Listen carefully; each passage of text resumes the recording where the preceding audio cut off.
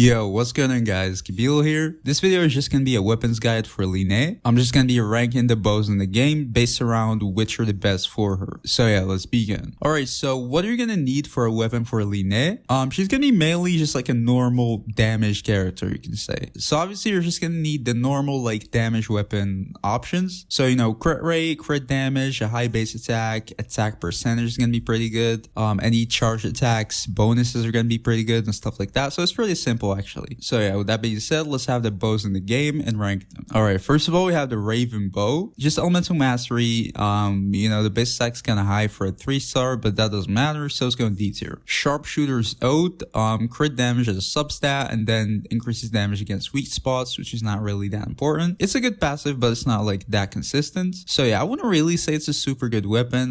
The crit damage substat is going to be pretty good. Other than that, the base attack is kind of lacking, and you probably shouldn't use this weapon. There are like better 4-star alternatives. So yeah, I'll put it like C tier. Recurve bow, it's D tier. Slingshot, it's gonna give you a little bit of crit rate. It's pretty much the same thing with the recurve, so I'll put that C tier too. The messenger, it's pretty much the same thing too. It's just for the crit damage, and it's even gonna give you a little bit less. So yeah, it's going C tier too. Ebony bow is just attack, but it's gonna give you like a low base attack. So I would say it's C or D tier. I would say probably D tier. Favonius is energy recharge, and then the whole energy regeneration passive. It's definitely not the best weapon for Lyney. So yeah, I'd say it's honestly like D tier. You shouldn't really be using this. Stringless is just EM, then it's going to increase your elemental skill and burst damage. Elemental skill and burst damage are not really that important, and the elemental mastery substat is kind of useless. Base attack is also not that good. It's pretty average for a 4-star weapon, so I'd say it's probably D tier too. Sacrificial, pretty much the same thing as the Favonius. Well, it has a little bit of a higher base attack, but other than that, it's nothing really much going on here, especially for Lyney. So yeah, I would say it's a D tier weapon too, probably. Royal bow,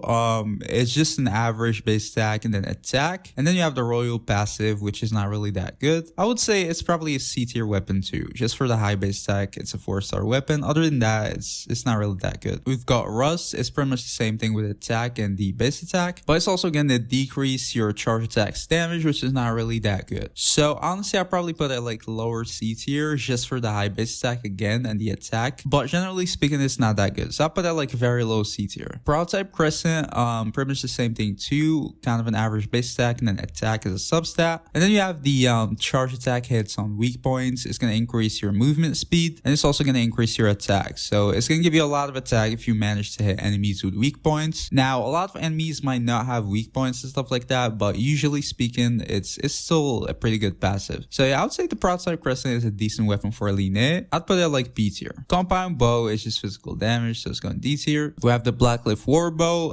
It's going to give you a pretty high base attack and then crit damage as a substat, which is super good. And then the passive, it's the Blackcliff passives that after you defeat an enemy, it's going to increase your attack for 3 stacks. It's usually like a decent weapon. The thing is, it heavily depends on like how many stacks you can have. There's a huge difference between like 0 stacks and 3 stacks. So it depends. If you're fighting like one enemy or a couple enemies and stuff like that, it heavily depends. But generally speaking, as an average, I'd say it's pretty good. It's going to give you a high base attack and then crit damage. And if you manage to get at least one like stack, you're going to have your attack increased by quite a bit, which is pretty good. So I would say it's honestly an A tier weapon probably for Lyney. Maybe you can argue it's lower B tier, but I'd say it's an A tier weapon. It's pretty good in most scenarios. We have the Verdescent Hunts. It's pretty much the same thing. I'd say it's a little worse. You have a little less base attack, and then the passive is not even as good. But generally speaking, it's you know, it's decent too. It's gonna give you a crit rate as a substat, which is pretty decent. So yeah, for that, I'll put it like lower A tier or maybe higher B. I'll put it like higher B tier. There's not much going on in this weapon except the crit rate substat, but it's still pretty usable and good. We've got the Ally Hunter, pretty high base attack and then an attack substat. The passive is not gonna work on Lyney, but generally speaking, it's gonna still be a usable weapon just for the high base attack and then the attack. I'd put it like lower B tier. Fade in Twilight, it's just a high base attack and then energy recharge. The passive is a bit complicated, but it's basically just going to increase your damage, but it's kind of inconsistent. And then the energy recharge passive, so I wouldn't really say it's a super good weapon. I'd put it like lower B tier. We've got the Middernaut's Volts. That's the official weapon, I think. But yeah, it's just an average base attack and then a physical damage substat, so I'll put that like D tier. Windbloom Ode is just elemental mastery, and then it's going to increase your attack by a little bit, but it's not really super good. So yeah, I'd put it like C tier. We've got the Hamayumi, kind of a low base attack for a 4-star weapon. And then you have a attack substat. The passive is going to increase your normal and charge attacks too, which is pretty good. And if you have your energy at 100%, it's going to increase it even more. Generally speaking, I would say it's a pretty good weapon. I'm not sure if the buffs are going to apply to all of the charge attacks you're going to do, but generally speaking, it's still a pretty decent weapon. So I'll put it like lower A tier, maybe high B tier, low A tier. I'd say it's lower A tier. You have the Predator, that's the PlayStation weapon, so it's D tier, maybe C tier actually, just for the attack and stuff like that. We've got the Moon's Moon, a high base attack for a 4-star weapon, then even more attack from the substat. The passive is just going to increase your elemental burst damage, which is decent, but not really as, important. So I would say it's a pretty decent weapon, especially for the high base attack. I would put it like higher B tier, probably the best at B tier right now. King Squire, low base attack, and then attack as a substat. The passive is just going to give you elemental mastery and then some damage. Wouldn't really say it's a good weapon. I'd put it like C tier. End of the line is just energy recharge and then a passive. I'd put it like C tier too. You have the Ibis Piercer. That's the latest event weapon, I think. I didn't get it because I didn't play. It's basically just a high base attack and then attack as a substat. The passive is just elemental mastery, but I'd still think it's going to be a decent weapon. So I'd say it's going to be B tier, just for the high base attack and then the attack. We have the Battle Pass bow. We're going to review all of the Battle Pass weapons soon, by the way, so stay tuned. But for now, we have the bow. It's just a high base attack and then crit rate, a little bit of crit rate. It's not a high substat. Other than that, the passive is kind of meh. It's just going to give you like more damage as attack. And then if you hit the enemy again by a charge attack, he's going to take more damage. But I wouldn't really say it's a very consistent passive unless it's against like big enemies and stuff like that. And maybe it's still pretty decent, don't get me wrong, but yeah, it's definitely a pretty good weapon. So yeah, I would say it's probably A tier. We have the Song of Stillness. That's the new craftable, I think. So it's basically just attack and then average base attack. And then the passive is that after you get healed, you're going to just simply deal more damage. It's also going to be a pretty decent and usable weapon on Lyney, especially because you're going to be able to refine it pretty easily, assuming you have R5, I would say. So yeah, it could be a pretty decent weapon. I would say it's probably like lower A tier. Those weapons are probably going to be better just for the crit and stuff like that. But generally speaking, it's a decent weapon, especially considering it's like free to play. So yeah, I'd put that like lower A tier, maybe higher B tier. I'd say it's lower A tier. And now for the 5 stars. The 5 stars are usually just going to be better simply because, as I said, she's like a normal damage character for the most part. And all of the 5 stars have like, damage characteristics because of, the high base attack, usually a big substat and stuff like that. So yeah, we're probably going to see a lot of 5 stars on the S tier or at least A tier. But yeah, starting off with the Skyward Harp, just a super high base attack and then crit rate as a substat. And then it's going to increase your crit damage from the passive. And then it's even going to give you some more damage from the passive. So yeah, it's definitely a pretty good weapon.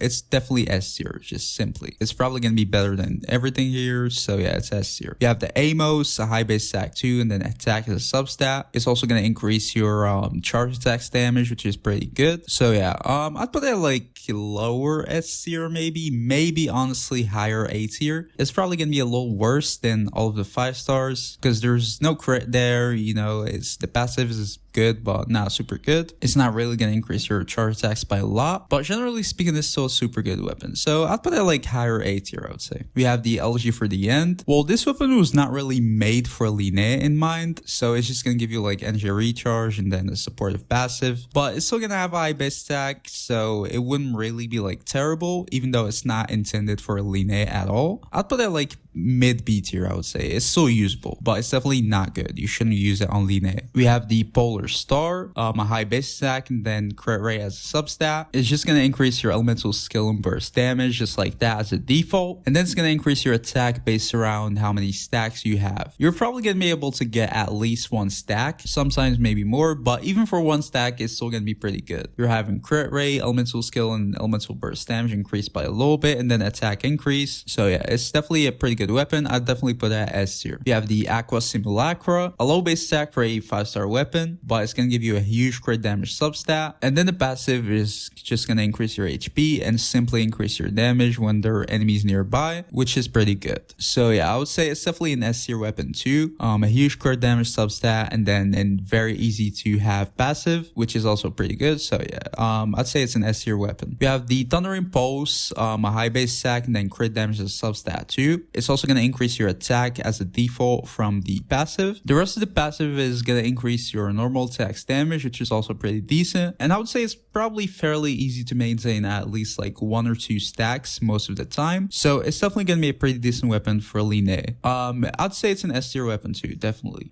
We have the Hunter's Bat, low base attack for a 5-star weapon, then crit rate as a substat. It's going to give you some elemental damage bonus, which is pretty good. And then it's going to increase your charge attack damage from your elemental mastery. Now, you're probably not going to be building that much elemental mastery on Lyney, so that wouldn't be like a huge increase, but it's still going to increase your charge attack damage, which is pretty good. And it's also going to increase your elemental damage, which is also pretty decent. It's going to give you crit rate, and it's still going to have a high base attack for a weapon, even though it's slow for a 5-star, but it's still going to be pretty good. So with all of that combined, I would say it's still an S tier weapon, maybe lower S tier, I would say, but it's definitely better than all of these weapons. So yeah, I'll put it at lower S tier. And finally, we have the first great magic. We're going to review this weapon soon too, so stay tuned. But yeah, for right now, an average base attack for a 5-star weapon, crit damage as a substat. It's going to increase your attack as a default from the passive, and then mainly it's going to increase your attack. You're probably going to have 3 pyros on your team, so it's going to increase it by default 3 stacks. That's what's recommended at least. And then it's going to increase your movement speed by a little bit if you have a different element character. It's definitely your best in the slot. I wouldn't really say it's by a big margin. It's not like a huge difference. So if you have one of these weapons, I would say you probably shouldn't go for it already for Lyney alone. But yeah, nevertheless, it's still her best in the slot, so it's definitely going to the top of S tier. But yeah, this is the tier list for Lyney's best weapons. I would say she's also fairly free to play. You know, obviously 5 stars are going to be better. I would assume most of you guys are going to have at least one of these 5 stars by now, especially if you've been playing the game for long, even if you're like free to play. So if you have any 5-star weapons, you're going to be pretty good on her. And even if you don't, you have the new battle pass weapon if you can get it. You have the craftables, you know, the black cliff, a lot of free to play weapons. But yeah, for now, that's the video, guys. Stay tuned for upcoming videos. Don't forget to leave a like, subscribe to the channel, and see y'all in the next video. Peace.